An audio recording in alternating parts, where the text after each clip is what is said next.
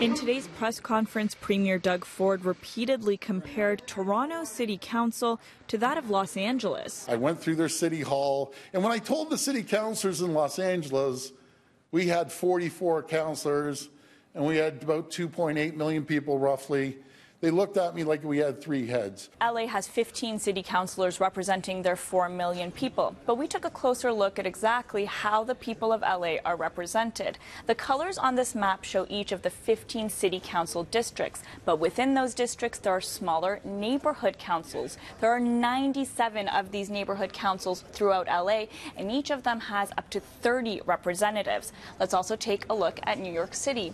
51 councillors represent their 8.5 million people, but again, within each borough there are smaller community councils represented by all the colors on this map, and each of those has up to 30 members appointed by the borough president. So how does that compare to other large cities in Canada? Montreal City Council is made up of 64 elected representatives, or 1 for 27,000 people.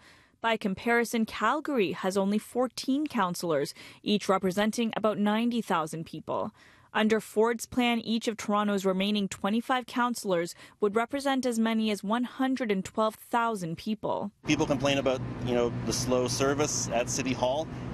Now, imagine what it will be like when that happens. Christian Tobin spent 5 years at Toronto City Hall working for former Ward 22 City Councillor Michael Walker.